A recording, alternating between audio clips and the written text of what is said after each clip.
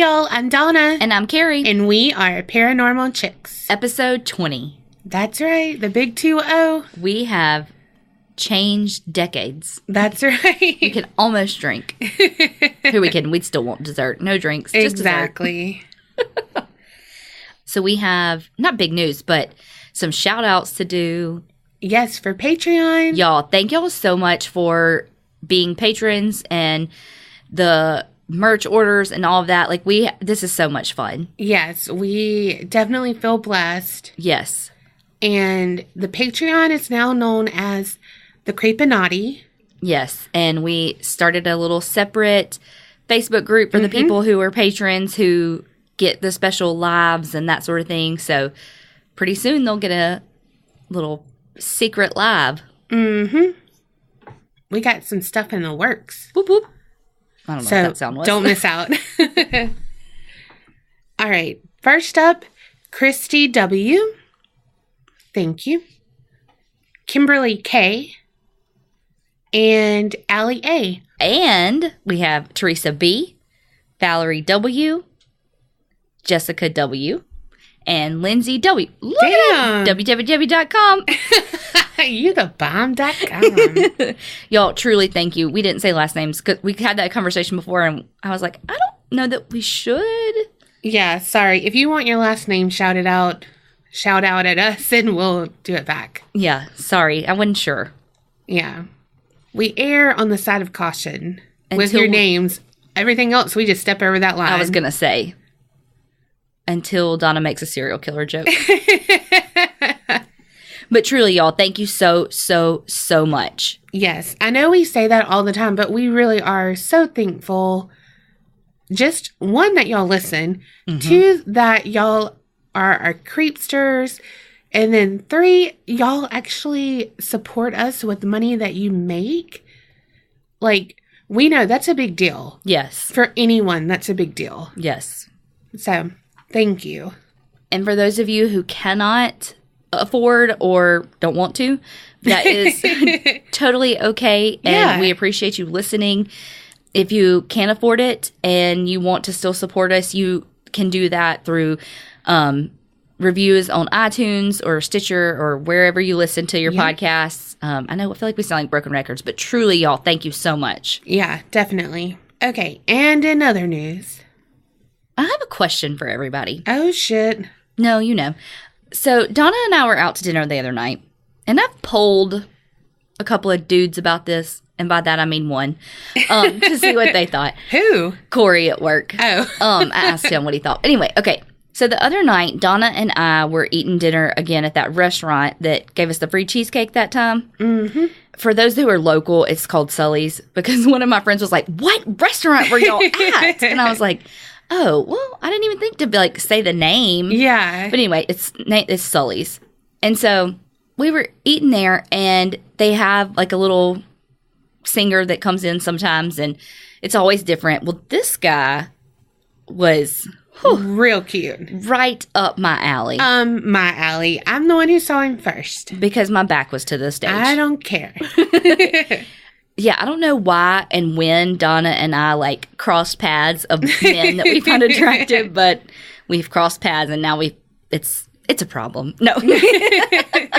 Just kidding. Anyway, he was really, really, really, can I say really attractive? Mm-hmm. And so, of course, Donna asks our server, who's been our server 18 times and always waves to us and is like, "Hey, girls, use it," blah, blah. Okay, anyway. She asked him, she was like, "Is he single?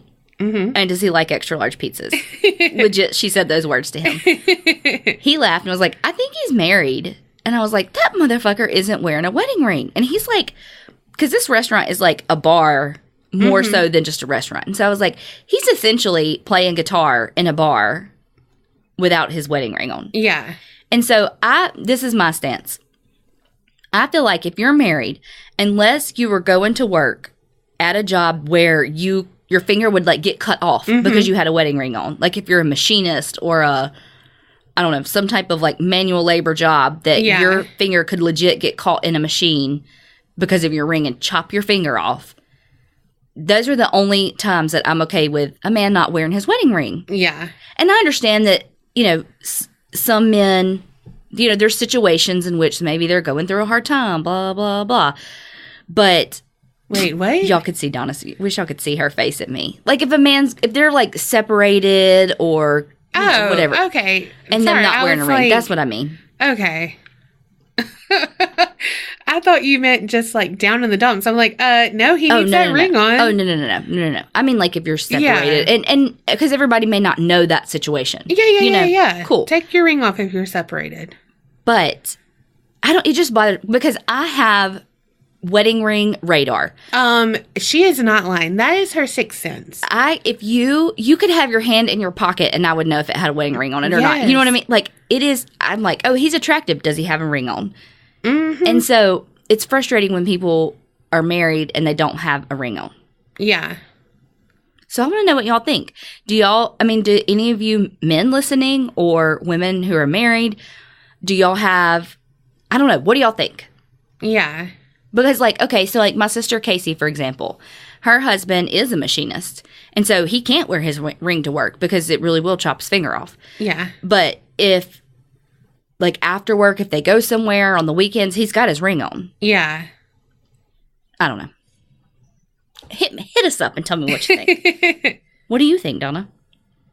The same, yeah. Wear a ring. They have rubber rings and stuff. For if you don't like because I've heard some men say that. They're like, I just don't like the way a ring feels, or I'm allergic to it, or blah, blah. And I'm like, wear it, well, unless you're allergic. But if you don't like the way it feels, wear it a week and you'll be used to it. Yes, and if you're allergic, there's several different metals and shit. Like, put your big boy pants on, because if you want me to take them off, you better put your ring on. Damn. Mm-hmm. And, some... I was thinking, if you can wear a cock ring, you can wear your wedding ring. There you have it. End of show. Oh, God. Can't you just see that, embroidered on a pillow in your grandma's house? In other news, a bee just flew up my shirt and stung my stomach. Not where I thought you were going with that. What the fuck? How?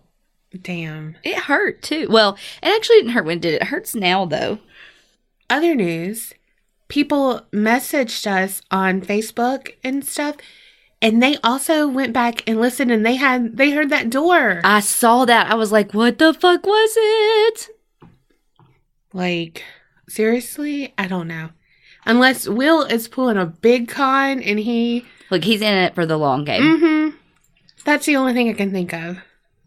Damn. I don't know what it was. Oh my gosh. Okay, I have to tell y'all one thing. And I can't even tell you all of it, but Kerri sent a video earlier to show me why she was stuck in traffic. And all I could focus on was, one, she has her audio on that 1.5 shit. And so it's like a robot talking. And she's like, if my skirt's short or something, and if I lean over, you can see my butt, the wind goes against my butt or something. I was like, what the fuck are you listening to? What were you, she said her book, and I'm like, okay, what, a fucking Harlequin romance thing? No. It's about a kid in foster care. What was that?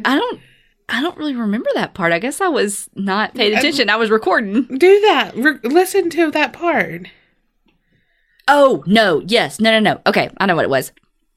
She was saying that it was her first time to ever be able to take a school picture because she hadn't been at a school long enough to be able to be in a class photo. Mm-hmm.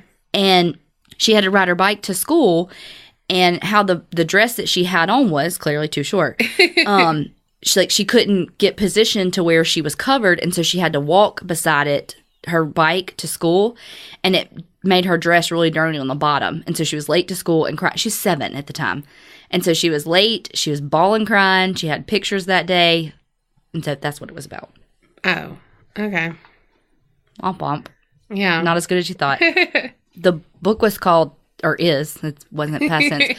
Three Little Words. It's by Ashley Rhodes Quarter or Couture, or it's Courter, like it's how it's spelled. Anyway, it's a good book. Riveting. All right. It's episode 20, so I had to do something that was good. So all the other episodes have been shit? Just shitty. Okay. Pure shit. Okay. Just checking. Just kidding. This might be actually pure shit, but whatever. I am doing the Exorcism of Roland Doe. Who's that? Is it what Emily Rose was based on? No. Damn. That's something Michelle or something like that. I do want to do her. Not like do her, but do her story. Well, she did, so. I mean, some people like that. What are those things called? Succubus and incubus? Oh my gosh. I'm going to do that because of that video that Sarah and someone posted to the group now. I can't think of their name. Oh, yes. About the girl with the pirate husband that's a ghost. That's been dead for 300 years. Oh my God. If y'all haven't seen that video, that is freaking funny. I'm sure you can just Google like dead pirate wife and it'll come up. Yeah. She's got crazy ass eyebrows. I mean, they're on point. I mean, they're terrible, but they're on point. Yeah, you know, like yeah. she did it. I mean, if you're into the always surprised look, they're really good eyebrows. I mean, they're awful, but they're good, you know? Yeah. Okay. So this takes place, begins in 1940s. Well, in the late 1940s. Already off to a great start on this story. Such a good fucking story. Totally not shit at all. So many important facts that are clear. Clear, concise. As mud.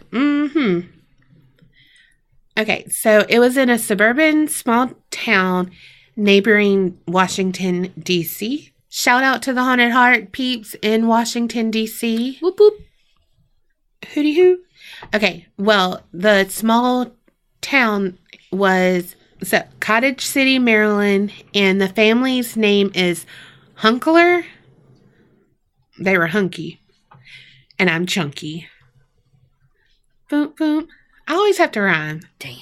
All right. They had a 13-year-old son, and his name was Ronald, but it's hard to say really what his fucking name was, because they say his name's Ronald. He's referred to as Roland Doe, or like Doe, Ronaldo? like D-O-E. No, I know. That one took you a minute. Well, I was like still talking. Okay.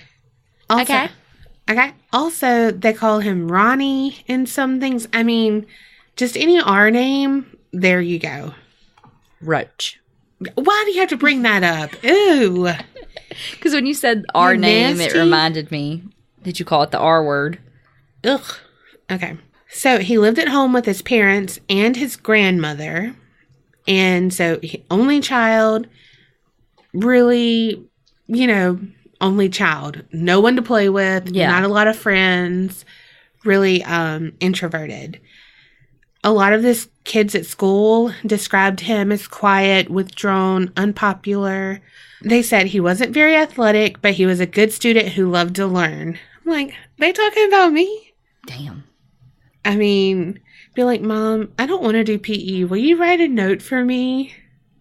She'd be like, write a note. Donna is sick or whatever. Then I'd have to wait, because if I saw that parachute come out and I wanted to play that or whatever their scooter things were, I'd be like, no, I'm good today. But if it was like something stupid, I'd be like, here. Stop it. I swear to God I did. And my mama enabled me. R.I.P. Patty Joe. But one time, I swear to God that I can't remember her name, but Miss Allen. yes, she was on to me on one time because she did not have the parachute out or the big ball that we'd play volleyball with sometimes. And I love that. I like big balls, and I cannot lie. So I'm like, I don't feel good. Then she went and brought those balls out, and I'm like, motherfucker, you got my number. So I had to sit there, and I was like, oh man, I really want to play. I want to be like, I feel better, Miss Allen. Put me in, coach. I'm ready. But I sat there, probably read Nancy Drew. Okay, memory lane, we went down. Now we're going back to Cottage City, Maryland with Ronald, a.k.a. Roland, a.k.a. Ronnie. One of his favorite things to do was spend time with his aunt. Saw 2 names, Aunt Tilly and Aunt Harriet. There's a lot of names that go on up in this thing. Okay. Probably going to get them wrong. Probably not going to remember them like you. Like, the people are probably not going to remember them. Yeah. And I have them wrong anyway, so whatever. I wouldn't either, so. Aunt Tilly / Harriet, she was a spiritualist. She taught him how to play with the Ouija board. All that kinds of shit. She's like, listen here, Ronald. This is how you talk to the demons. Not really. That's not what she said, but, whatever.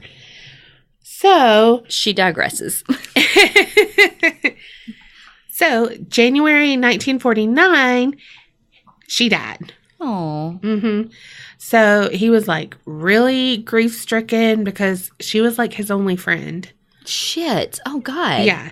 So, he's like, hold a minute. Let me get that Ouija board. Mm-hmm. And he you used to call me on the set. No, I'm just kidding. Okay, sorry. I'm hyped up for some reason. So he tried to contact her, really didn't get anything, but afterwards, dun dun dun, strange shit happens. He didn't use a fucking circle. No. He didn't say hello. He didn't say goodbye. He just shit out a look afterwards. All I know is draw a circle. From Courtney? Mm-hmm. So then there began some tapping and banging coming from upstairs, which would be empty. No one was up there. Then some objects started to move on their own, such as a chandelier. It started to swing. And then a portrait of Jesus started banging against the wall. Yeah, so that's not a good sign. Interesting. Mm-hmm. And other people heard this or just Ronnie? Mm-hmm. His peeps, his parents. They heard it too? Okay. Mm-hmm. Then it started having like scratching underneath the floorboards. Oh, God. Yeah, and some like knocking noise. So they're like, okay, it's probably rodents or some pest. Ooh. So called pest control, who did all that they could do, charged them out the wazoo, rhymed again, and basically discovered that there was nothing. They're like, preventative, we're going to put this in here, but there's nothing. But yeah. But it continued, and then, so the family began to believe that it was the aunt trying to communicate with them. Because nothing bad was happening right now. Were they spiritualists too, or just the aunt? Or do you know? know? They were Lutheran. Okay. So as the nights went by, noises grew and grew, and it started to sound like a big group of people were marching. What? Kind of like soldiers in a cadence. And so the grandmother asked, Aunt Tilly, is that you? And said, if it is, knock 3 times. I saw somewhere that said knock 4 times, but whatever. On the ceiling, if you want me? Yeah. Twice if you want my pipe? soul. Twice on the pipe? If the answer is no. Okay. Okay. I thought the words were, if you ain't gonna show. Oh. Maybe. I don't know. Hell yeah, they'd probably say both. Or I'm wrong. Who knows? Okay. In response, they heard 3 distinct knocks on a wall that was close. So they're like, Okay. Hey, Aunt Tilly. Yeah. And Roland / Ronnie was like, it worked. A little bit later, the troubles, like the knocking, the noise, everything started to center around Ronald. And it eventually followed him to school. What? Mm-hmm. According to one source I found, it reported that his desk moved on its own in front of several different students. It kind of was like, okay, like he was so embarrassed. He was like, I can't go back to school. Like he's already the weird kid, quote unquote, and all this. And then they're like, what the fuck just happened? Yeah. It's not something that they can explain. It's not something? It's not that. Okay. Ugh, I hate snot. So, he's staying home, like...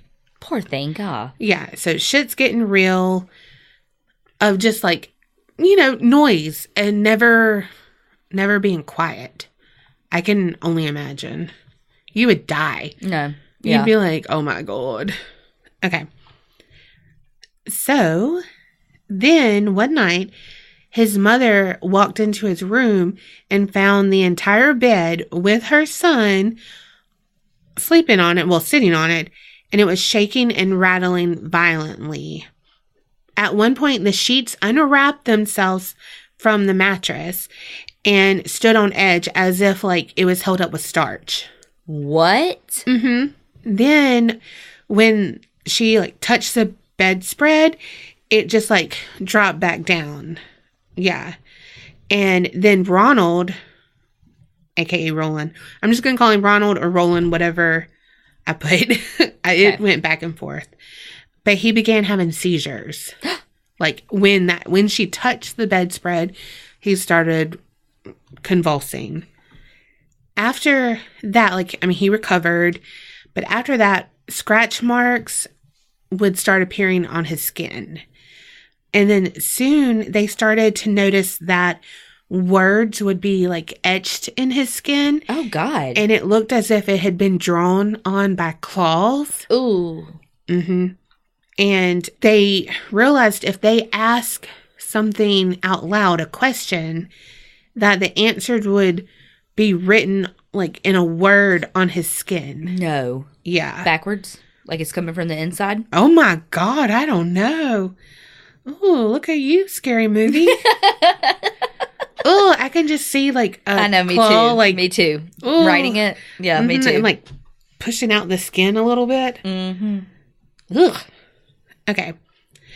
So, this started, they were like, okay, this isn't some fun and games with Aunt Tilly. Yeah. Like, this ain't it. So, they were like, all right.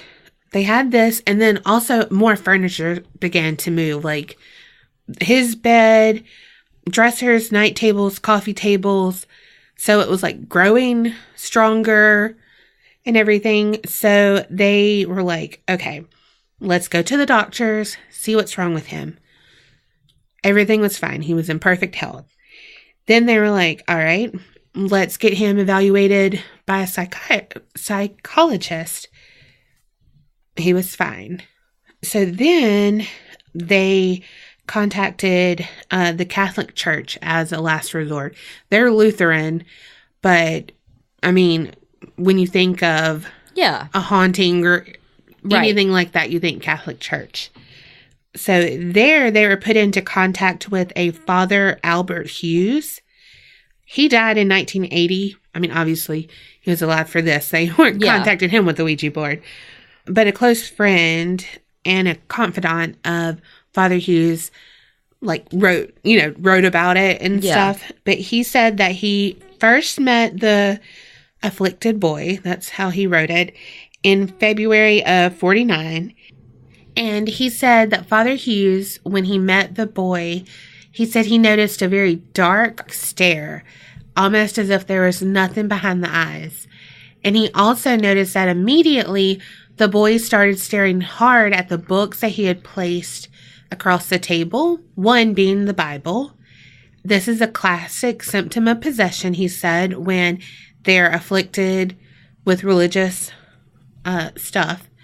He said that during this event in which the boy stared at the books, Father Hughes's chair, with him still inside it, lifted up and levitated, forcing him backwards against the wall.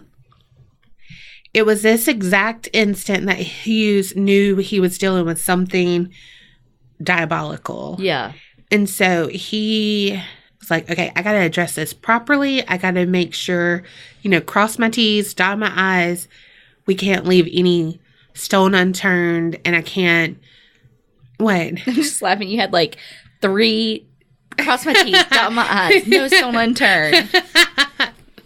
He had to be for real serious. Damn. So he's like, all right, getting down to business. So he leaned in and he asked in Latin what is your name? And the boy's response was, I am Legions. Does your throat hurt after that? No. Because I'm possessed too. Okay. I'm Legions? Uh-huh. Who's that? Well, I'll tell you. That was good, though. I liked the dramatic flair. Thank you. You were like, what? I mean, I knew you were, obs. I saw you lean in, but just like the priest did. Yeah. I wasn't expecting that demon voice, though. I was expecting I am Legion. Keep you on your toes. Okay, so it said this is beneficial to speak to someone who may be possessed in a language in which they could not know. Right. That way, the actual person is unaware of what the priest is saying, but the demon would know what's going on. Yeah. So the reason I am Legions is like such an intimidating and important response is that it indicates that there's multiple demonic entities within the boy. Shit. Yeah. So that means that Father Hughes is going to have to work harder, smarter, and everything else, because it's not just one bad guy. Like the thing I read, it was like, imagine if you're walking down an alley and then you see one bad guy and you're like, okay, get yourself psyched up to do that. And then all of a sudden 5 other people come up behind you. Yeah. Or like emerge from behind that one person. And you're like, oh, fuck. What do I do? Yeah. So that's pretty much where he was. He's been levitated. Now he's like, oh, fuck. This guy's got multiple demons in him. What's going on? So, at the time that Father Hughes met Ronald, he wasn't extremely familiar with exorcism. He was kind of just, like, thrown into this role like it's someone that they knew, like... Yeah. So, the boy was admitted to a hospital in Washington run by Jesuit brothers, like, basically monks, who oversaw the events. Okay, so at this point, Ronald was already in a volatile state. He was shaking, rocking, and spitting. Ugh, why do you have to do that? Don't spit. Right? He was screaming and would have aggressive outbursts. So at some point, the nurses in the hospital made the choice to physically restrain him. So they're all holding him down. Now, Father Hughes has been reciting the exorcism prayer for like 3 consecutive nights. No results. And basically, Ronald had become increasingly violent over this. He would start foaming at the mouth. He would shout, insult the priest, and attempt to break his constraints. So eventually, Ronald succeeded and he got one of his hands free. And with that, he reached under the bed, physically broke one of the springs under the mattress. He sliced Father Hughes with the spring.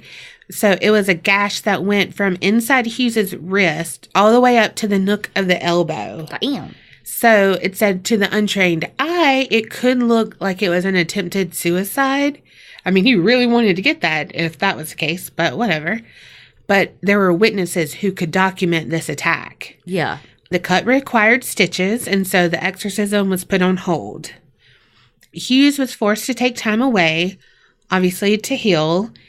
He said that he felt he had failed Ronald, and the boy eventually returned home. They just let him fucking go home because the... Mm-hmm. I mean, because he couldn't stay at the hospital because he was having to be restrained all the time. Yeah. Like, they weren't equipped for this. It said the family remained in constant fear of their son, which, yeah. He continued to exhibit unexplained cuts, bruises, scratches, and welts. One day, the mom saw some more scratches on the boy's chest, and it was a bloody writing, and it had Lewis, like, kind of branded in his chest, which indicated to Ronald's mom that they needed to go to St. Louis where they had relatives. So they were like, this is a sign. maybe Ronald inside is trying to help us. Yeah. Whatever. Figure this out. Packed up, went to St. Louis to stay with some relatives. A cousin was attending St. Louis University, and she put them in touch with Father Halloran and Reverend Bodern. So the men gathered at the residence on Roanoke Drive in early March 1949. When they were there at that residence, they witnessed scratching on the boy's body and the mattress moving violently. So this was the same stuff that happened in Maryland when the first exorcism had failed. And so the people in St. Louis, saw this too, and, it's, documented that they were like, no, I saw it too. Yeah. Okay. Yeah. And, well, you'll find this out later, so I'm not going to, spoil anything. Okay. But they actually kept diaries of this, so it's documented.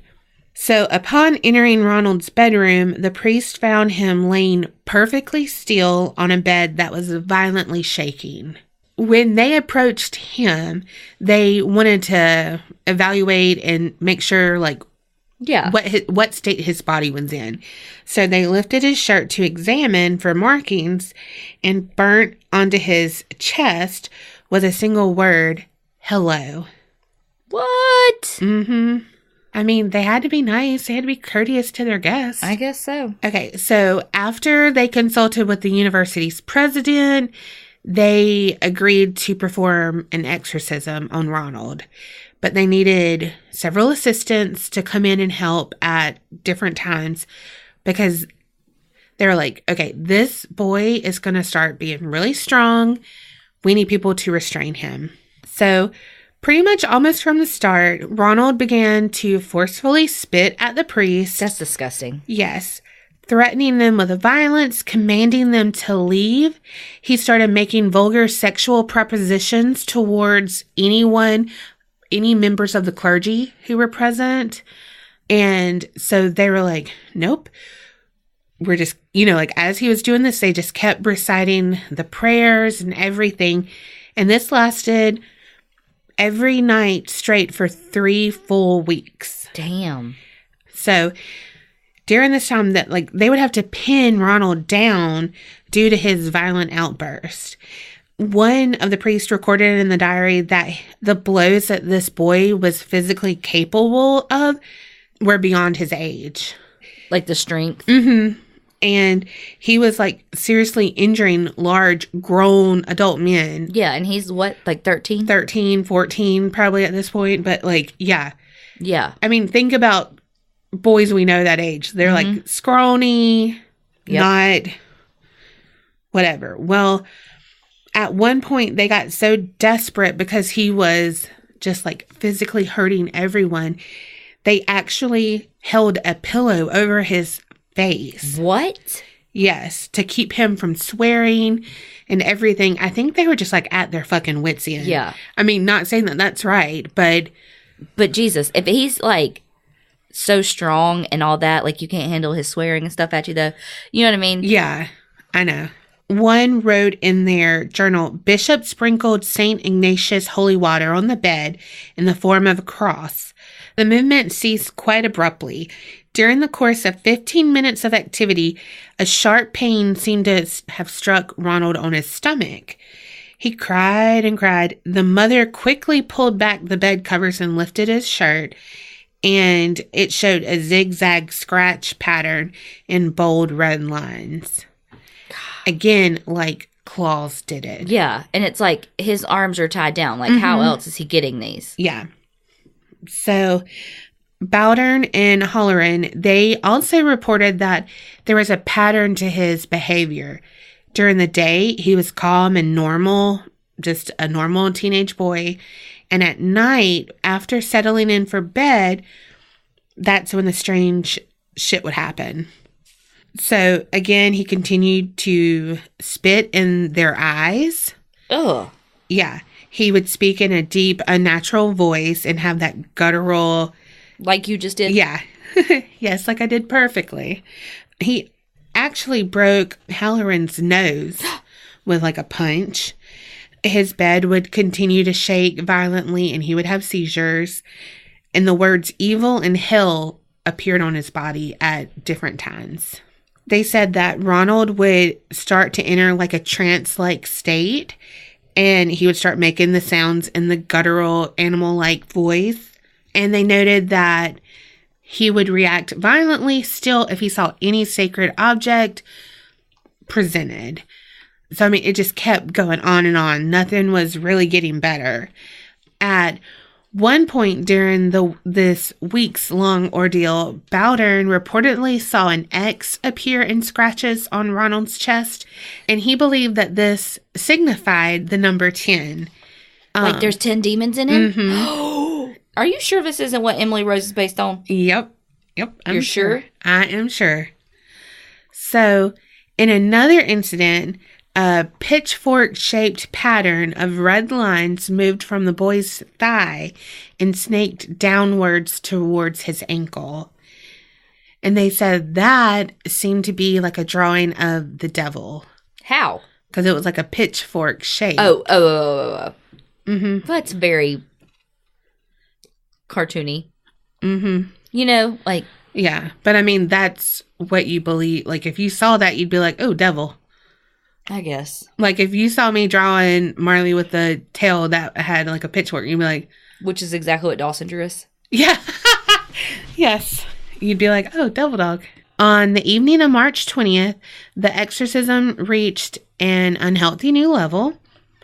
Ronald urinated all over his bed, began shouting and cursing at the priest, and several severe burns appeared on his body. They said a horrendous smell filled the room from urine, burning, like all of this shit. So Ronald's parents had had enough. They're like, we don't know what to do. This is not working. So they took him to Alexian Brothers Hospital in St. Louis for more serious treatment. It's still with those people, but like getting him out of the house. Yeah. Friday, April the 1st, they had been giving Ronald like instructions on the Catholic faith and stuff under the direction of Father McMahon. And Ronald's father and mother were like, look, it's up to you what you want to be. If you want to be Lutheran, Catholic, whatever, you know. So they're like, okay, we're going to baptize him, see if this helps. So sponsors were picked up, and the baptismal party was to arrive at the college church between 8 and 8:30 p.m. As the party of 5 relatives drove from Ronald's home, Ronald felt a strange sensation in his feet. He said it was, you know, alternating between hot and cold sensations. Then he went into one of his spells. So he began saying, so who are you going to... So you're going to baptize me? Ha, ha. Okay, Danny Zuko. Right? Ha, ha. Oh, God. And you think you'll drive me out with Holy Communion? Ha, ha. Damn. Oh, my God. I mean, why does it have to say that? Ha, ha. So, with that, while he's saying that, while he's laughing... he grabbed the steering wheel that his uncle was driving and forced him to pull up to the curb. Like, and they were like trying to get a hold of him, trying to do that. And he like stiffened and fought. So he was in the front seat. So he was having to like be pulled to the back seat. So his father and uncle held him in the back seat while the aunt drove. And even though that they were holding him, 2 grown men, he leaped up, and it said leaped. Is it leapt? Who knows? And basically seized his aunt while she was driving. And it said an interesting sidelight is that the radio in the car would work unless he was having one of his fits, and it would not work. So they get to the college church, but in the rectory, there was another hard struggle. And it almost made it impossible for 3 men to carry Ronald from the car to the rectory. Inside, he shouted and spit. He was thrown to the floor, and like even ice water and shit had like little effect on him. Nothing fazed him. He was just, steadily being crazy. So he was carried to the 3rd floor of the rectory and placed on the bed. There was little hope that the baptism could be administered. Ronald was in and out of his seizures for a short period, but there was not enough time for the long profession of faith, basically saying, like, I won't commit heresy, blah, blah, blah, blah, blah. All that other stuff. So Father Bowden had Ronald repeat the words in a briefer form. He was basically like, do you take him to blah, blah, blah, blah, blah, blah, kiss the bride? That kind of thing. Okay, so then the regular procedure for baptism of infants followed. However, when Ronald was asked, dost thou renounce Satan, he went off into a spell. The action was repeated 3 or 4 times, but Ronald went off before he could answer the questions with the words, I do renounce him. Like, he just kept seizing and shit. So, finally, Ronald was normal long enough to give the answers. Ronald remained coherent for the words to finally, like, seal the deal. Yeah. And it was completed with a generous amount of baptismal water. So, holy water, I'm guessing. Mm-hmm.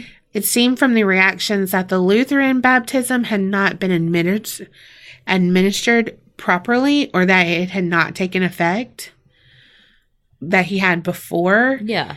And so they were hoping, like, maybe that was the difference, that he wasn't actually baptized before. And so now with this, maybe the demons could be cast out. How did his baptism just not work before? Who knows? So finally, on April the 18th, a quote-unquote miracle occurred in Donald's room at the Alexian Brothers Hospital. It was a Monday after Easter, and Ronald awoke with seizures again. The priest placed rosaries and religious medallions around his neck and forced a crucifix in his hand. In response, Ronald shrieked. He has to say one more word, one little word. I mean, one big word. He'll never say it. I am always in him. I may not have much power always, but I am in him. He will never say that word. At that point, when he responded that, it took 5 men to hold him down. Around 10:45 p.m., Ronald became deathly still. Then, in a clear, booming voice, he shouted, Satan, Satan, I am Saint Michael, and I command you, Satan, and the other evil spirits to leave the body in the name of God immediately, now, now, now. Rodney said this? Ronald, yeah. Same thing. Okay. Yeah. Sorry. Like, he was deathly still, and then he shouted. Yeah, it was like he got enough power. Mm-hmm. At 10:45, that was around 10:45, at 10:45, the attending priest called on St. Michael to expel Satan from Ronald's body. They shouted at Satan, saying that St. Michael would battle him for Ronald's soul. 7 minutes later, Ronald awoke and smiled. When asked what he had just seen, he described seeing a vision of Satan and 10 of his helpers engaged in a fiery battle with St. Michael the Archangel. He recalled how just before the battle ended, the angel turned to him and looked directly at him and said, Dominus, which is the Latin word for Lord. There were no more documented instances of strange occurrences or behavior after that. Ronald went on to live a completely normal life from that moment forward. So I found some like skeptical people, and the analyst said of Roland or Ronald Doe's case that they believe he likely suffered from mental health issues such as schizophrenia or Tourette syndrome. That was far less understood in the 1940s. They also said that maybe it was kind of like poltergeist stuff because Ronald could have been sexually abused by his aunt or his living grandmother. Yeah. So, you know how they say, like, if people can manifest the poltergeist with all the negative energy and stuff. Mm-hmm. like the Smurls, the girls going through puberty and shit. Yeah. But again, no one knows that for sure. And even then, all the other shit that was documented, it's like, how does he do that? Right. You know? But, so, no one would have ever known about this because it was like, I mean, it was hush-hush. Yeah. But there was an article in the Washington Post, which reported in late 1949 that the priest indeed performed an exorcism, and the case wouldn't make headlines again for 2 more decades. In 1971, an author by the name William Peter Blatty? Who knows? Penned the best-selling novel The Exorcist, based on the unofficial diaries kept by Halloran and Bowdern. Gotcha. Mm-hmm. The book stayed on the bestseller list for 54 weeks, and it spawned the hit movie in 1973. So the movie took several liberties. Yeah. And because they wanted to keep Roland / Ronald / all, you know, like they wanted to keep him and his family out of it, they changed Ronald to Carrie Fisher. Okay, Reagan. And it obviously moved from Washington to Georgetown. But Ronald was actually hospitalized in Georgetown for a little bit, so that was kind of like, But, I mean, everything that happened pretty much happened, but his head didn't spin around, and he didn't, like, puke. Remember, like, that nasty... projectile vomited. Yeah, he didn't do that. Split pea soup. Yes, and he did not masturbate with a bloody crucifix either. Did she do that in the movie? Yes. I don't remember that. Oh my God, yes. I don't remember that. But remember, he did make sexual advances and shit to them. So, But, okay, so following that, like, whole ordeal, his family moved back to the East Coast. They say that Ronald found a wife and started a family. He named his first son Michael after the saint who rescued him. Aw. Mm-hmm. He's still alive today. He's in his early 80s. So this is when this was written, so I don't know exactly what it is. But he didn't remember all of the possession or the exorcism. Bowdern, he died in 1983, and Halloran lived until 2005 when he died of cancer. He was the last surviving member of the main team who performed the exorcism on Roland Doe. The room in Alexian Brothers Hospital was boarded up and sealed following the exorcism. The entire facility was torn down in 1978, and the house where the family lived in Maryland is now an empty lot after it was abandoned in the 1960s. They say, like I said, Ronald Hunkeler is the believed real name, but, I mean, no one's confirmed that. And that is it. Wow. So that he was the OG. Mm-hmm. And that's how I know he's not Emily Rose, because he is the Exorcist. Okay. So it's so funny. I was talking with my parents about this the other day. I cannot remember what it is, so I'm sure somebody's going to know when I say it. Oh, Annalise Michelle or whatever. That's Emily Rose. Okay. There is a medical diagnosis. It's like schizophrenia, but it's not. And it has kind of those physical symptoms of like how on, and I know this is a different one, but like for like the Emily Rose one, like how she would go up and down and like on the ground and stuff, and like these weird kind of contorted positions and like all this stuff. And it actually explains almost every one of the symptoms that you would have from what you would think of being a possession. It actually explains them away. Wow. And I cannot, when I had that conversation with my parents, I could not find it online. Of course, everything's just like, I forget, but it's a very specific name. And he may even say that when they have in the movie, when they have the people on the stand, you know? God, I can't remember the name of it. So if anybody can remember it, please tell me, because I cannot remember it. However, with that said, and he may have, but how do you explain all the stuff that everybody else saw? Right. Like the bed's moving, the this and the that. Yeah. Because it's one thing for him to do those things, him to speak in those languages, him to be, all these different things. Yeah. But when other people are seeing him laying still on a bed moving, is this a cheap motel in the 90s? Right. There's no way. Some quarters. Also with this, Roland, whoever, he didn't make a penny from this. Right. The priests weren't, they didn't want to relinquish the diaries to the author or anything. He found them another way because everyone kept diaries during it. So he paid someone, but like the main priest, this was like a private thing. Yeah. And so they don't make money from this.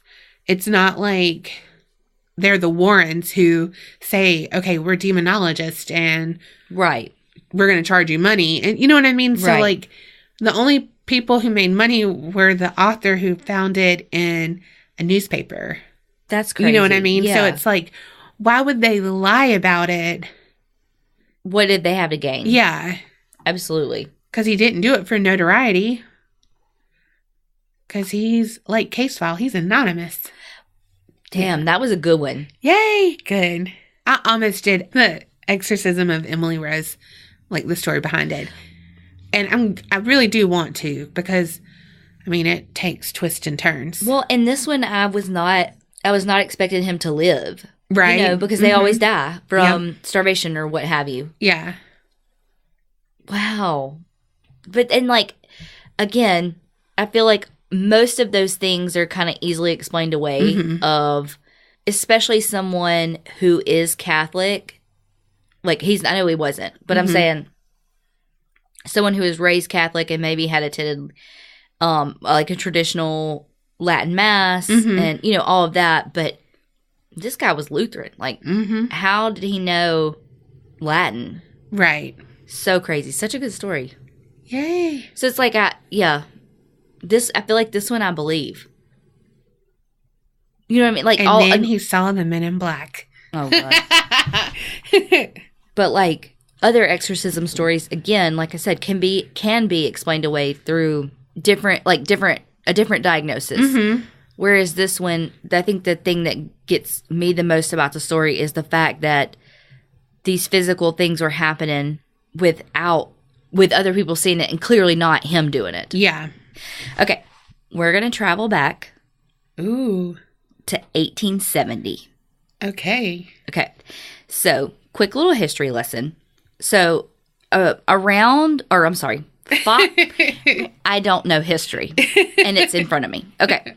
Following the Civil War. Okay. Also, let me preface this really quickly. Oh, Lord. This story is 90% from Wikipedia, I'm going to be honest. Because, I seriously pulled up 10 articles, and every single one of them was basically a repeat of the Wikipedia. Really? Legit. Yeah. And so, this is mostly Wikipedia, citing my source. Okay. So, following the American Civil War, the U.S. government had taken Native Americans from the Osage Indians from Labette County, Kansas, and moved them to a new territory, which later would become Oklahoma. And so the land that was kind of newly vacant was made available to homesteaders. Okay. And I'm probably pronouncing all of these counties and everything wrong. So everyone from Kansas, I'm sorry. So in October of 1870, 5 families of spiritualists, which is why I made that face at you earlier, settled the land and created what would become Cherryville. That was established about 7 months after they got there. Okay. One of the families that came was the Bender family. It was John Bender Sr. and John Bender Jr., who had 160 acres of land off of the Great Osage Trail. Okay. So I think that from one of the things that I found said that John Sr. owned 150 of them, and then Junior only had 10 of them. Okay. But together they owned 160. So that Great Osage Trail was one of the only roads available for traveling out west further. So all of these people who were trying to go west had to pass on this trail to get there. Mm-hmm. So they had, on their land, they built a little cabin. They had a little barn. And then in the fall of 1871, John Sr. brought his wife, Elvira. That's for you, Tiffany. She hates Elvira. And their daughter, Kate. And so it was a really small cabin that they had, and it was just divided into 2 rooms by like a big canvas wagon cover. So it was like basically one big room that they had a wagon cover in the middle, separating it in 2 rooms. How artsy of them. Right? Very Art Deco. No, I'm just kidding. I have no idea what that means. Well, it's not, but okay. Decorative art. Is that what that means? Because I don't have a clue. Okay. I would say it's boho. Sure. Bohemian? Chic? Uh-huh. Okay.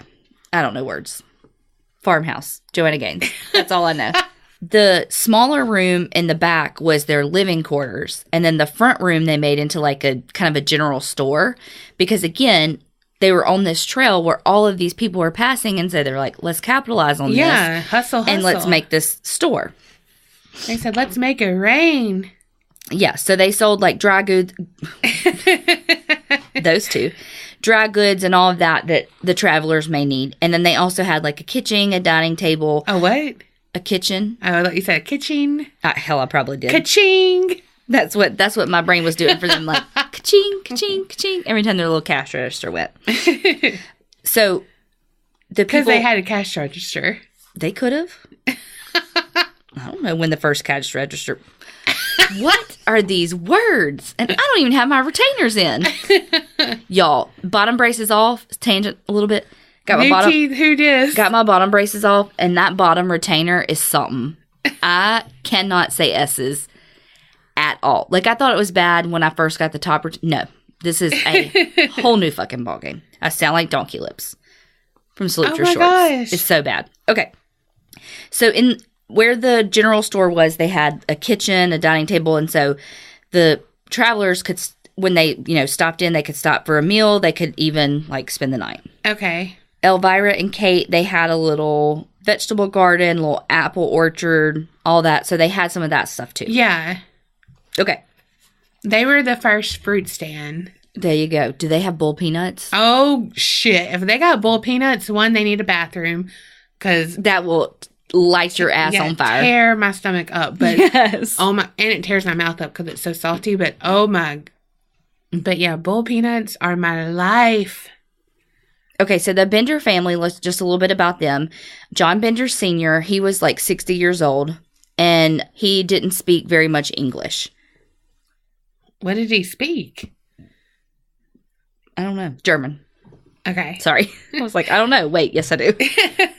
But, like, they say that when he did speak English, like, you couldn't it was, like, very, like, guttural speech. Oh. I stole that from Wikipedia. I don't actually know what that means. I'm so smart. I'm just saying, that's what I said earlier in my thing. It's the, like, jarbly... You said that word earlier? Guttural, yes. In your story tonight? Yes. Damn! We both got guttural... Whatever. Spiritualist. And spiritualists. Mm-hmm. Okay. Shows how much she pays attention to me. So. Moving right along. So, John Bender Sr. went by the name William. Okay. And again, all these stories with lots of names. Elvira, who was his wife, didn't speak very much English either. She was 55 years old, and they say that she was so mean, like she was such a bitch, that all of the neighbors, like, hated her and called her the she-devil. Damn! I know. So, John Bender Jr. was 25. They say that he was quite handsome, had auburn hair, had a little mustache. Ooh. That he did speak English fluently, but he did have a thick German accent as well. Was he single? They said that he was kind of odd, though. Like, he was attractive, but he was odd. And well, everyone has to have their thing. You can't have it all. Right. But that he would just, like, randomly laugh for nothing. Well, maybe he was thinking funny thoughts. Nothing's wrong with that. But he was known as a half-wit. Damn. I know, that's pretty assholey, but... Yeah. And then Kate Bender, who was 23, she was really beautiful, too. And that she spoke English very well and didn't have much of an accent. So she was kind of like the mouthpiece for the family, I guess. Yeah. She considered herself to be a healer and a psychic. Okay.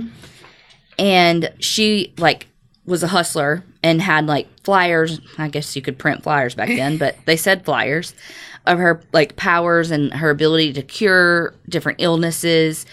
She would do seances and then give lectures on spiritualism. Okay.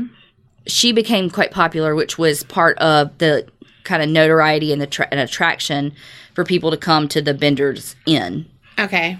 The parents kind of kept to themselves for the most part, but the kids were more out and about in the community. Like, they would go to Sunday school and that kind of thing. Yeah. There's really not a whole lot that's actually known about the Benders.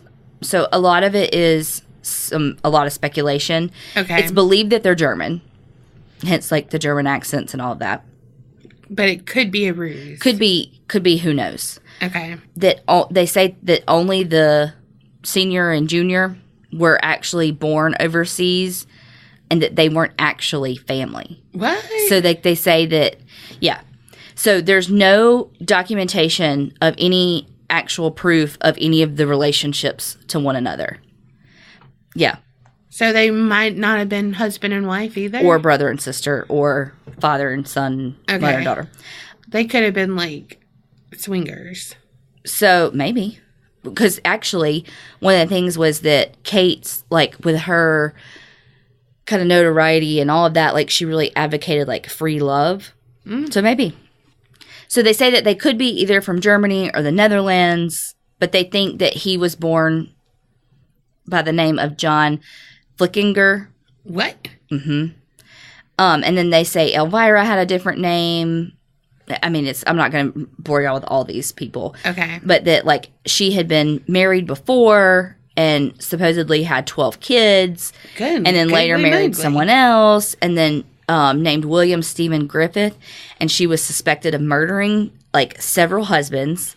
But again, these are all rumors that nobody ever really proved to. Yeah. You know? Some stuff says that Kate may have actually been Elvira's daughter, her fifth daughter. John and Kate +8? Mm-hmm. But then there was a Bible later, like, found at the house, and they think that John Jr. was born as a different name, John Gebhardt. But again, there's no other proof to it. Plus, it's 1870. Like, if you want to be somebody else, you're somebody fucking else. Yeah.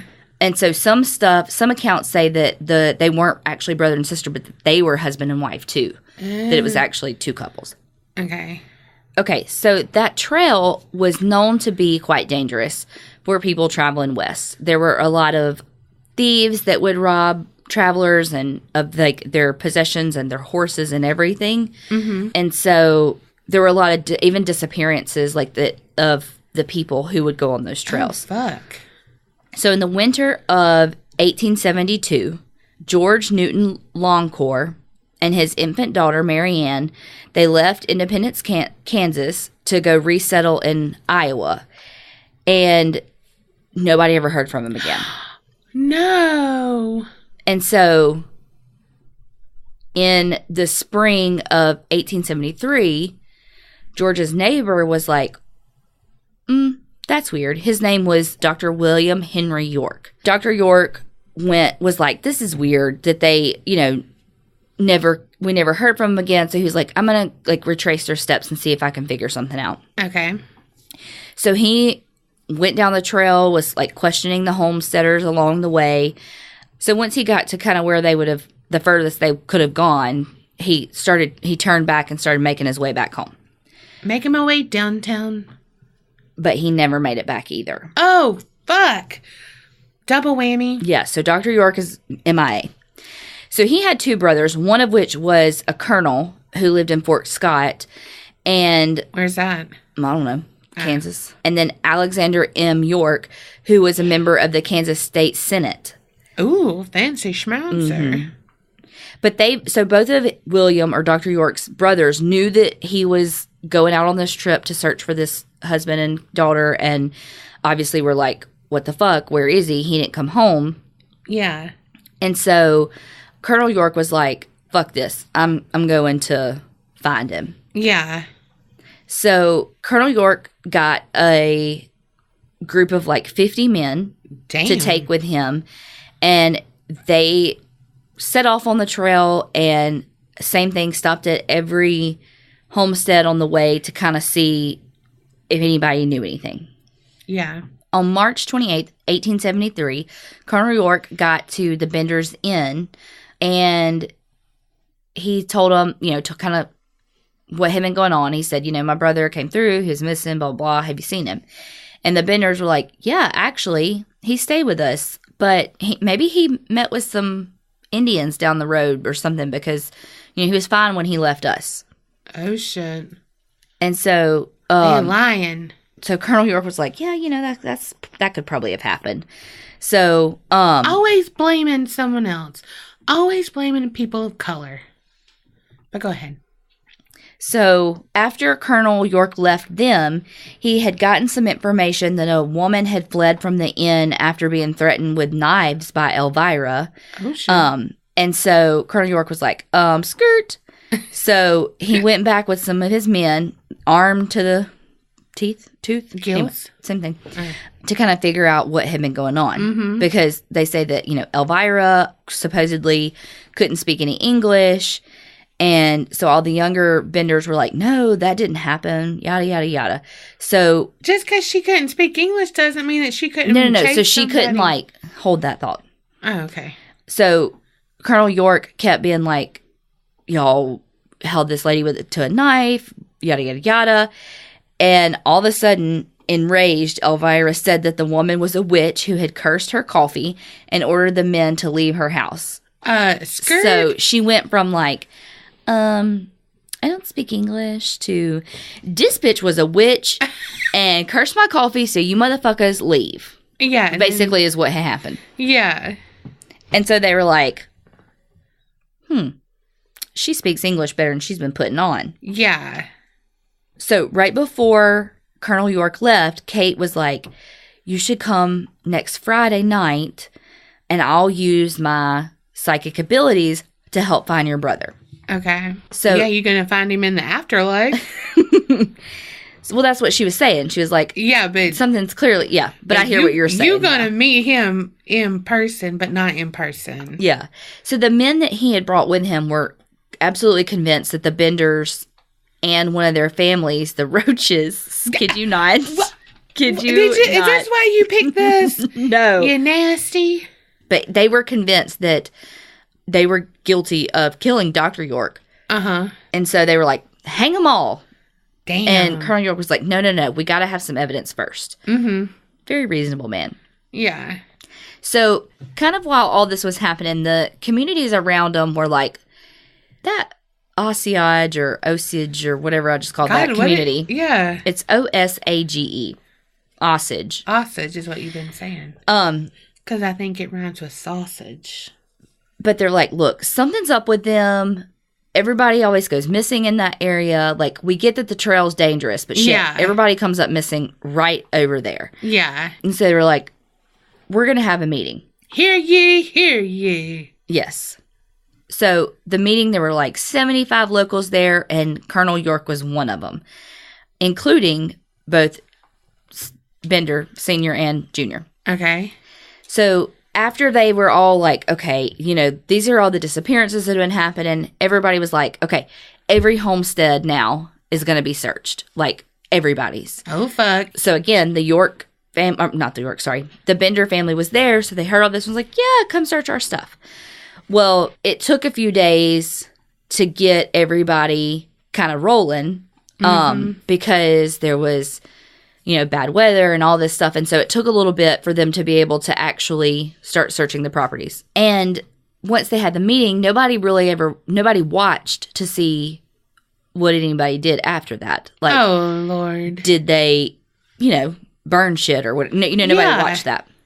So 3 days after the meeting, one of the neighbors was driving cattle past the Bender property when he noticed that there wasn't a whole lot going on at the end.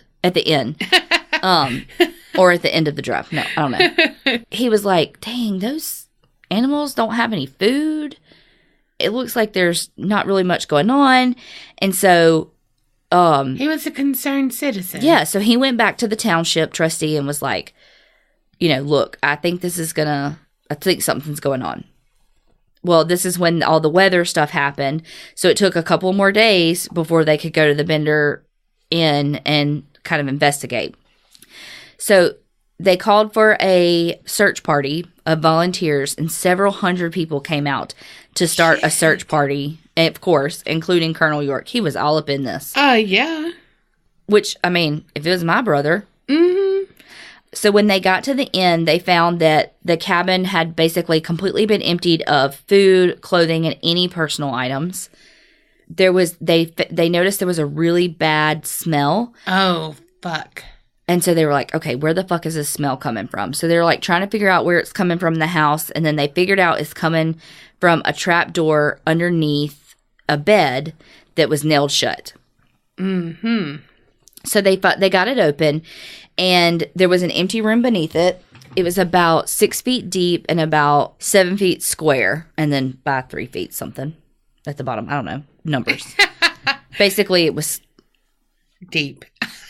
Deep and wide. We'll just say, 6 feet by 7 feet. Okay. It had a stone slab that had been broken up with, they broke it up with the sledgehammers, but they didn't find any bodies. And so they were like, okay, well, maybe just the smells from, blood that had soaked into the soil.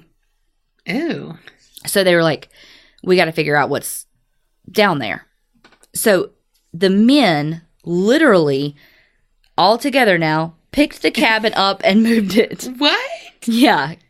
It's a rickety little cabin. Oh my God, I was about to be like, rickety old shack. Yeah, I have a picture of it for us to put up. So it has, you'll see it. It's very... He huffed and puffed and blew the house down. Literally, these men just were like, and lift. And so they moved it over so that they could dig under it and see, okay, what the fuck? Still no bodies were found. So they're like, okay. What the hell? So then they started to, check out the ground around the cabin, with a metal rod, especially places that had, some disturbed soil, of the vegetable garden and the orchard. Oh, fuck. Yeah. So later that evening, they found Dr. York's body. He was buried face down, and his feet were barely deep enough from the surface. It was a very shallow grave. Yeah. So then they were like, well, jackpot. Yeah. Yahtzee. And so they were like, okay, we're going to keep doing our little stick and probing around. They did that until about midnight, and they found another 9 suspected grave sites. Damn. And so they were like, okay, this is all we can do. It's midnight. We can't see. Thomas J. can't see with those glasses. Let's come back in the morning. So the next morning, they all came back, and another 8 bodies were found in 7 of the 9 suspected graves. Good gosh. 1 was found in the well. Ew. And in that well, also, they found a bunch of different body parts. Ew. All but 1 of the bodies, their heads were all bashed in with hammers. Ooh. And their throats cut. Mm. And then one of the newspaper articles of the time said that the bodies were indecently mutilated. Ooh. So I'm not sure exactly what that means. Genital mutilation. That's kind of what I was thinking too.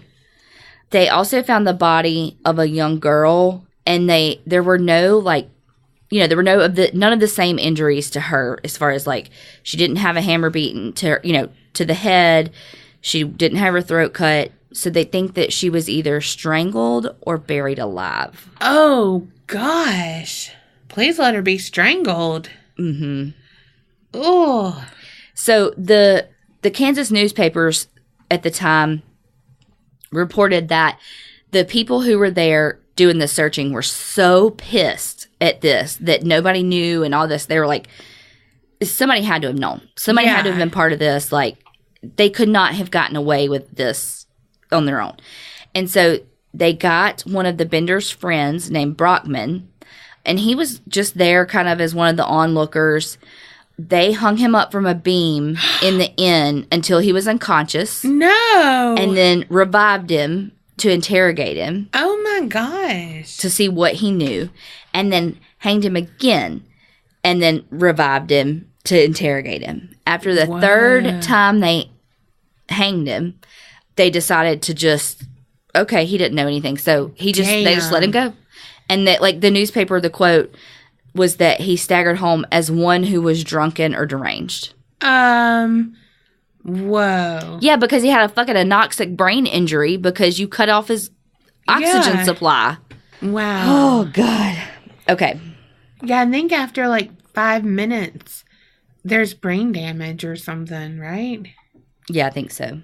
So in the cabin, they found a Catholic prayer book. Oh, Lord. But, so... it was the notes that were written inside of it were written in German, and they don't really make a whole lot of sense because, again, we don't really know who they were, the Benders. But the notes in the prayer book read, Joanna Bender, born July 30th, 1848. John Gebhardt came to America on July 1st, 18... ? Wow. Big Slaughter Day, Jan 8th, and Hell Departed. What? Yeah. So, Big Slaughter Day? Mm-hmm. Ew. Yeah, so nobody really knows what those mean. Oh, I know what Big Slaughter Day means. Yeah.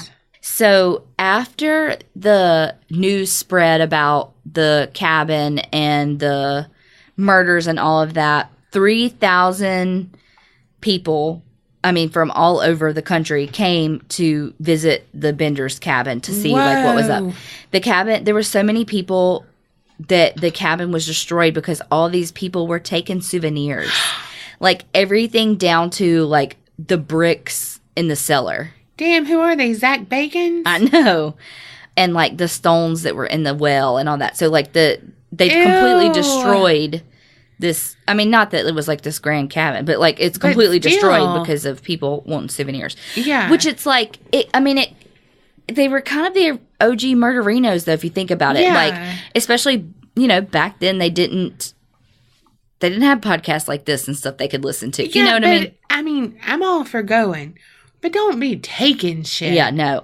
Yeah. That's bad. I wouldn't want it, but it's kind of like us, though. We want to know these stories. It's not because we're like... I want to know. It's not because we're like, yeah, murder. But we're like, it's fascinating, Yeah, but I'm not like, ooh, let me take a lock of your hair. Let me take blah, blah, blah. Okay, well, I'm talking about, like, stones and shit. You taking people's hair.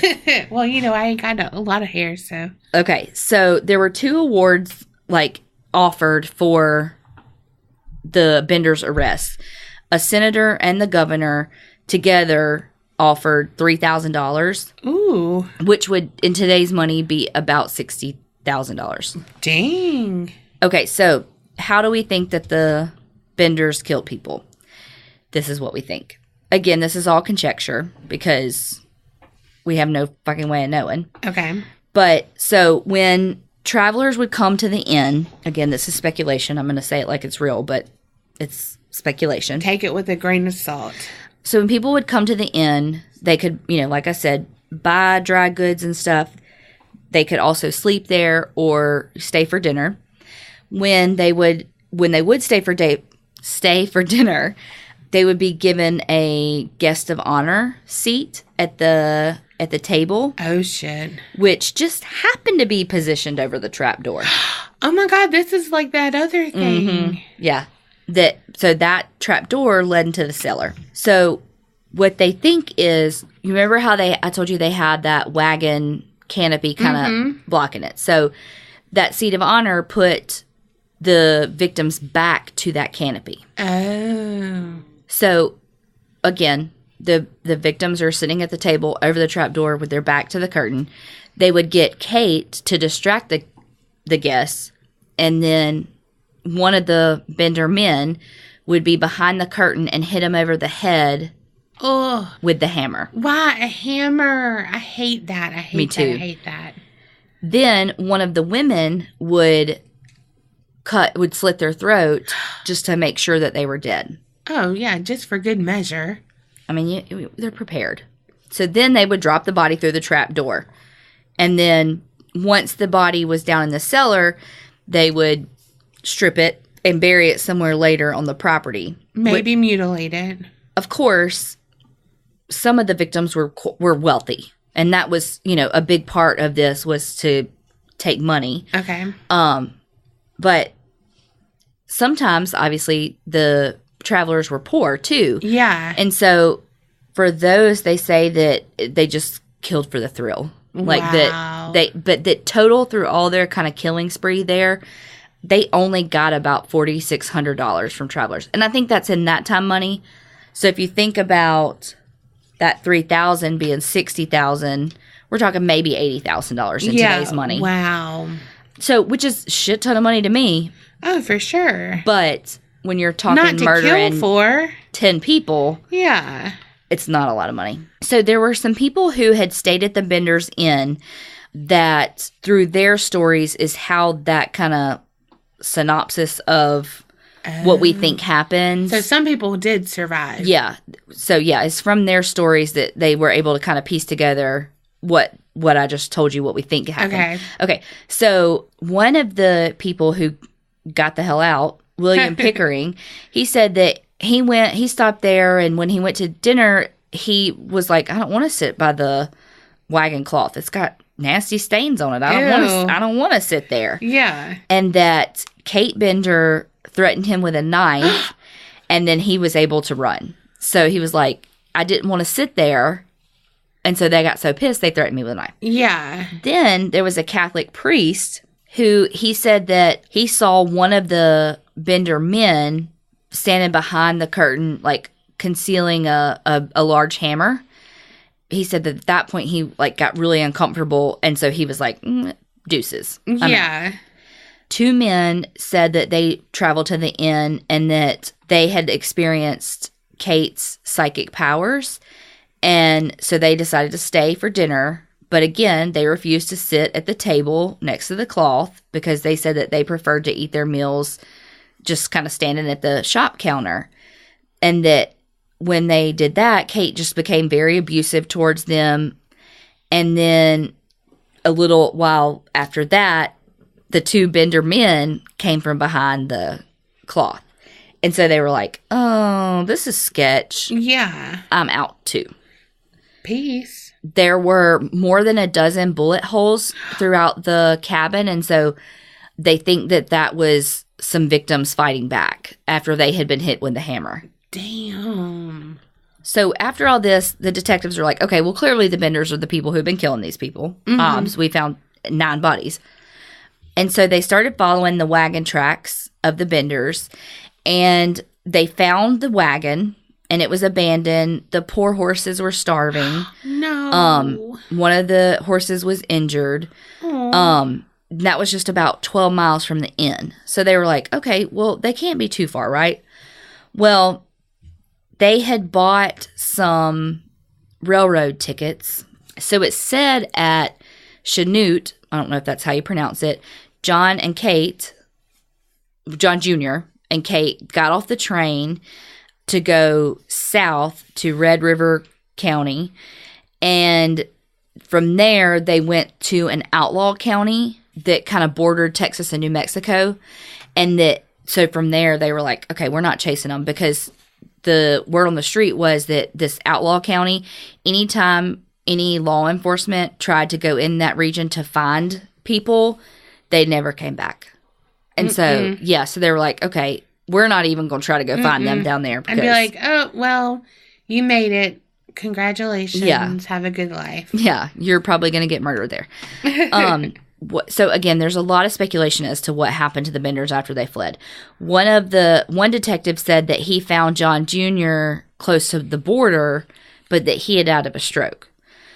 Some people Convenient. Some people say that Ma and Pa, Senior and Elvira, never left that train when the kids, quote, kids got off, but that they went on up to Kansas City and then got tickets to St. Louis. Damn, that was also in my story. Yeah. What the hell? So there were a ton of like vigilante groups looking for the Benders, because also keep in mind that they had this huge reward for whoever found them. Some vigilante groups say that they caught up with them and they shot and killed them all except for Kate, and they burned her alive. Some vigilante groups say that they caught up to them and lynched them all before throwing them into the river. Some claim that they killed them in a gunfight and buried their bodies on the prairie, but no one ever claimed the $3,000. It's funny because, like, basically anytime there were two women traveling alone, they would be accused of being Kate Bender and her mom. Like, wow.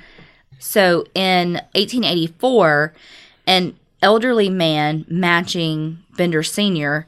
had been arrested in Montana for a murder that was committed in Idaho, where a victim had been killed by being beat over the head with a hammer.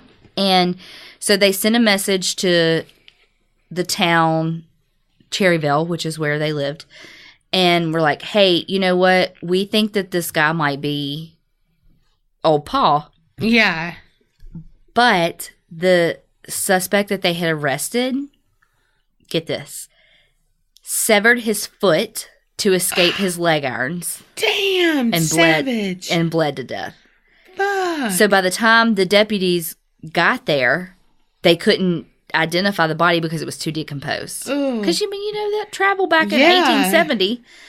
And then, so, even though they couldn't positively identify it, they took that man's skull and, like, put it up in a saloon, being like, this is Paul Bender.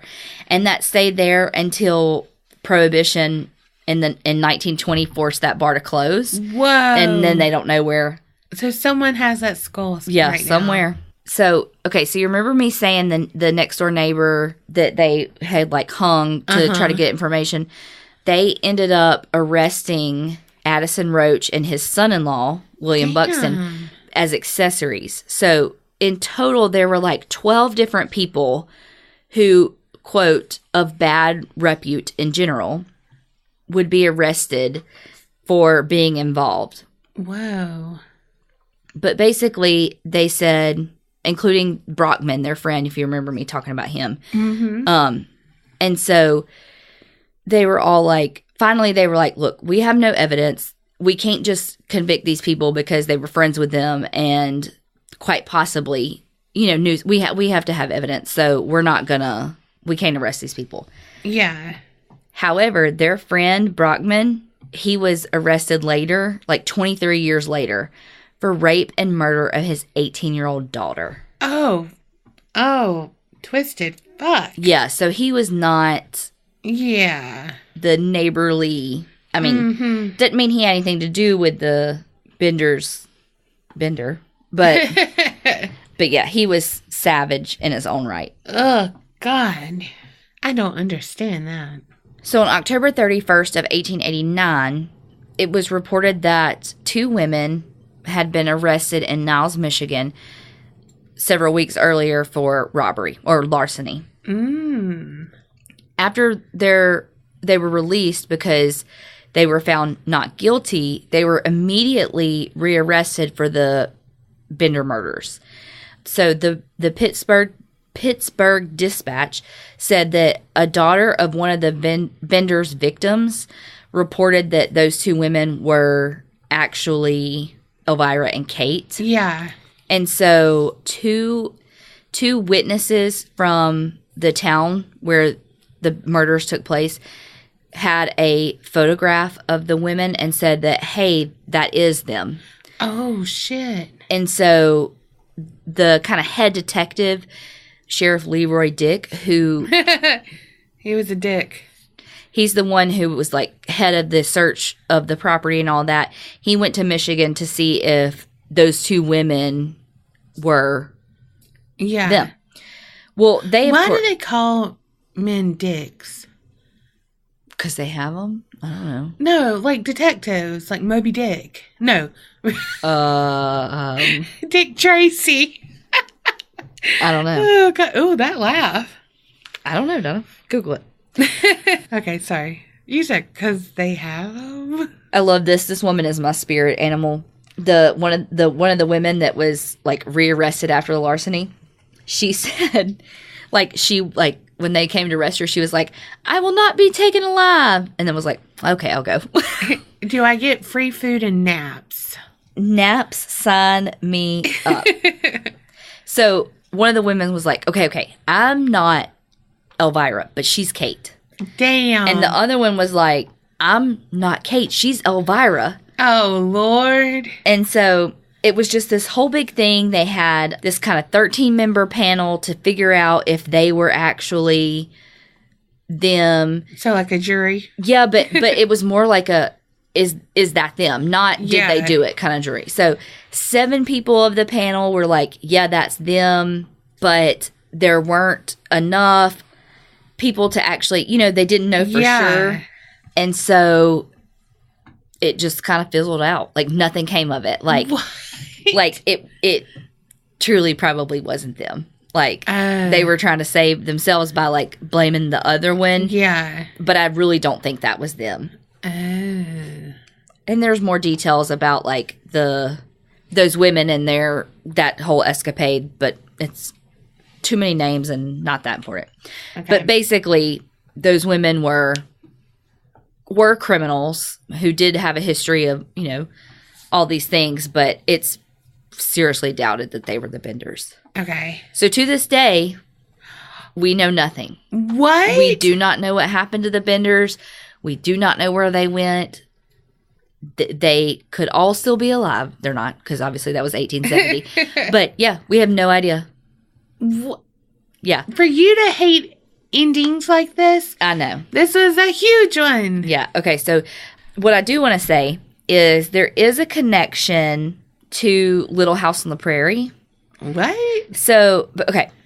In Little House on the Prairie, the Ingalls lived near Independence, which is where kind of all this actually took place. Is that Night John Boy? Yeah. Okay. So Laura Ingalls Wilder mentioned the Bender family in her writings and speeches.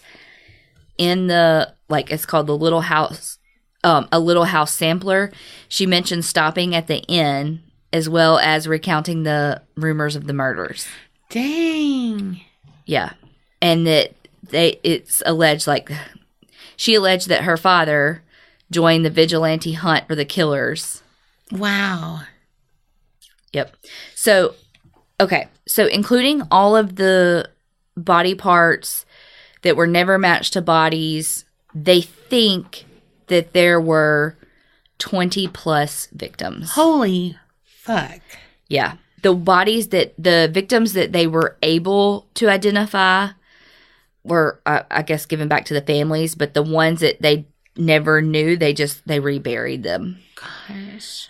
Like a quick rundown of some of the victims.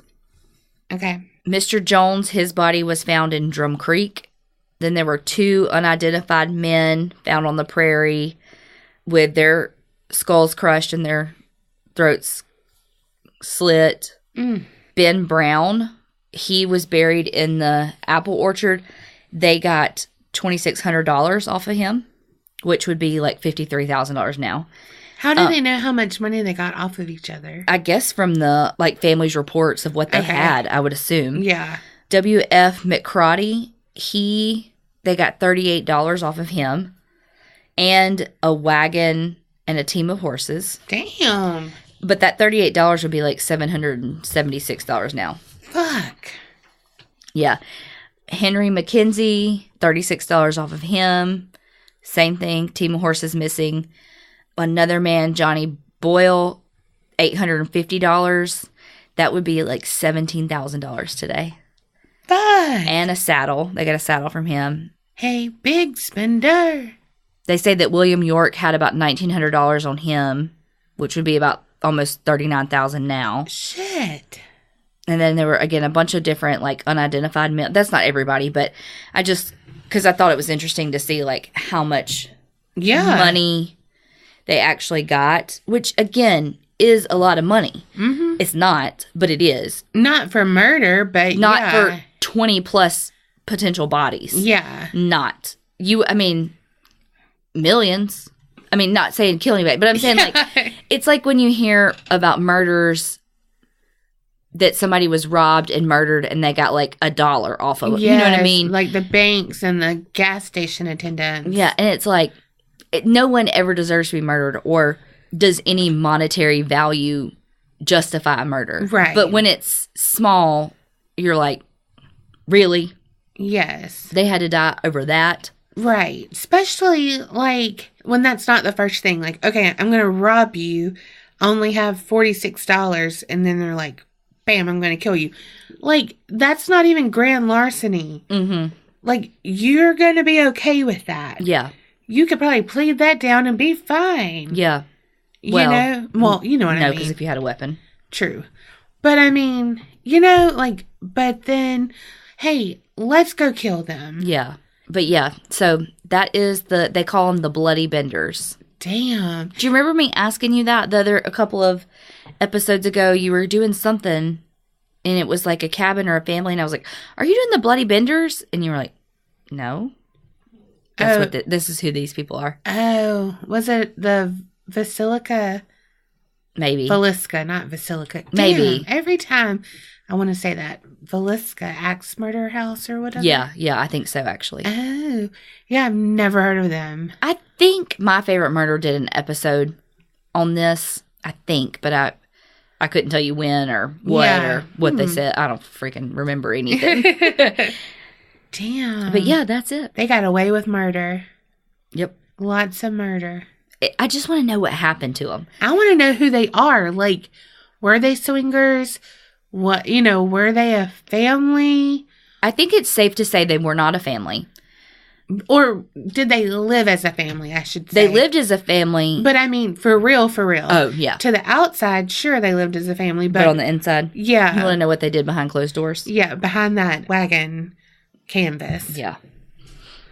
You know, I mean, because there's one thing of being like, okay, Ma. Yeah. And then you get behind there and be like, you fucking bitch, Elvira, blah, blah, blah, blah, blah, blah. You know?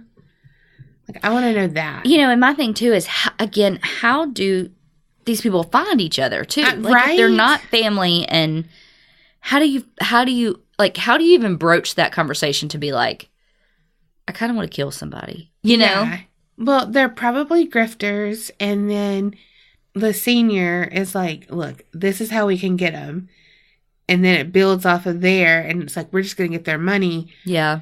And then it's like, one thing leads to another. Yeah, but they can get us on this, and blah, blah, blah, blah, blah. Yeah. I wonder if she really had powers or not. I don't know. I mean, probably not, but like... I don't know. She may, though, if it was enough for it to, like, be a draw to the end. I mean, some people had to be experiencing something. Yeah. Wow. Yeah. I'll never understand that when people are like, we need to do a search next week. It's like, you know people are going to hide shit. Yeah. Like, come on. You got to be like, we need to do a search. And everyone who's there doesn't know that it's happening right now. Yeah. Like, that's how shit needs to go down. Well, now, yes. Yeah, I know. It was 1870. And... back then they had no laws, really. I so know, they but could they have done were, that. but the putting the pieces and the communication and the getting the amount of people that you need when it's so sparsely populated, and you know, you can't, you couldn't have. Yeah. Now, also in that situation, the weather was a factor. Yeah. So, but anyway, so that's it. That's all we've got today. You want to do our what we learned? Okay. Yeah. You started off. Oh. Donna hates a story without an ending. Just kidding. Okay. No. I still can't get over. Sorry, I still can't get over that both of our stories had spiritualists. Both of our stories had Catholic priests. Both of our stories said something about St. Louis. Mm-hmm. It was something else. I can't remember. But how did we even do that? I have no idea. Because we don't tell each other what stories we're doing beforehand. Isn't that crazy? Okay, one thing I learned is from this and from the one I did before the old Charleston jail with what's her name and what's his name? Yeah. don't trust people. Like, if you go into a bed and breakfast or whatever, and it seems weird, like how she would be like asking them all questions about their shit, and here's some drink, you know, whatever. And these people are like, here, eat with us. Sit right here. No, not there. Right here. Yeah. Like, if it feels weird, it is weird. Yes. Be on your guard. Get the hell out. Trust your gut. Do something. Because something's up. Yes. I don't know if you ring on it. Because something is up. Abso-freaking-lutely. Take your own bed sheets. Take your own food to places you're going to sleep. You take your own? No, I'm telling other people. Oh, okay. Do as she says, not as she does. Yeah. I'm too freaking lazy to do that. But, I mean, it is gross when you think about it. I don't want to. Because I love a hotel and you can't run it for me. Okay, number 2. Don't play with a fucking Ouija board. Oh, God. Yes. That's a good one. Do not, do not, do not. Also, do not think... This is also, like, number 2, part B. Yeah. 2B. To be or not to be? Sorry. Just don't be like, okay, if you're the ghost of Kerri, knock 3 times, and it knocks, and they're like, okay, it's just Kerri. You know, ghosts don't have to tell you who they are. Especially demons. They're going to be like, oh yeah, we're your Aunt Tilly. Knock, knock, knock. Yeah. And then they're like preying on your soul. Right. Or they're like, episode 3, Walls and Dolls, Danny LaPlante or whatever. And hiding in your fucking walls. He's like, oh yeah, knock, knock, hee, hee, hee. Yeah, I'm your mom. And then I'm your mom in the wedding dress. And I'm going to kill your dad. Okay, number 3. Watch out for bees that fly up your shirt. Because they'll sting your tummy. Oh, shit. So is that really number 3? It can be. I can't think of anything else. Can you? I like that your story had an ending. A happy ending. Yeah. I know. That's crazy, right? Okay, so 3. We only want to have happy endings from here on out. So that's the end of the podcast. No. I was going to say, if you want a happy ending, go to a massage parlor. How you Kerri's know I like, haven't been. Okay. No, I'm kidding. 3 kind of goes along with your 2 and 2B and 1. But don't take things at face value. Yeah. Because, I mean, again, like you said, like with the knocking and stuff, but, you know, they believe that this, I mean, why? Because why would a family be lying about being a family? But they also, you know, believe that she didn't speak English and all these things. Yeah. And she did. And so, I don't know.